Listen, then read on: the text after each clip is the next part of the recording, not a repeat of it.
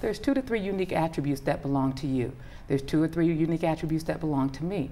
But generally when we get dressed, we never think about those. We really just, as women, go, does this make me look cute? Or as a man, is this clean? And there's so much more that you can say when you project yourself, because whether we like it or not, the minute you walk into a room, somebody thinks something. Okay. So I'm always saying, control that. Make sure you at least understand what it is you're trying to project, so that impression that you leave is one that you want to leave.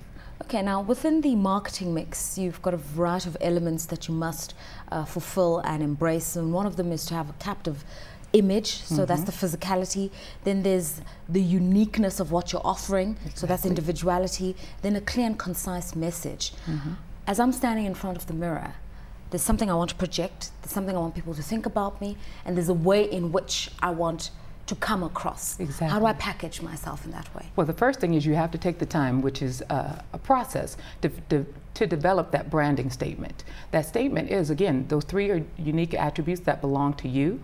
And then how do you want to end that? Do you want to remind yourself that you're a leader, a woman, an entrepreneur, a business executive? So it really is a complex kind of thing, because it takes time. People think that they can just come up with it automatically, and it really takes some inner thought to how you're going to pull that together. Once you develop that branding statement, then there's a look that goes with that. And then once you get the look, then you act like that. Because when you say you're a leader who's creative, powerful, confident, then you start to act like that.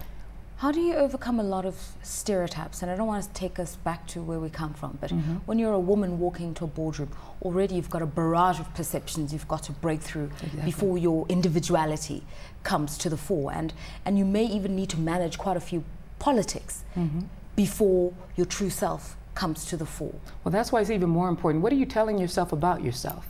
If you walk into that boardroom and you're not confident about what you're projecting and who you are, you're already behind the 8 ball. You're not really giving 110% to that meeting, because you're more concerned about whether or not you're pulling it together, what the people are thinking. But if you come into that meeting with an understanding that I am a confident, powerful, creative individual with flair, whatever your branding statement has come to, then you're going into the meeting more empowered. And what organizations have found, when you're feeling good and great about yourself, your productivity is greater. So that is a win-win for both.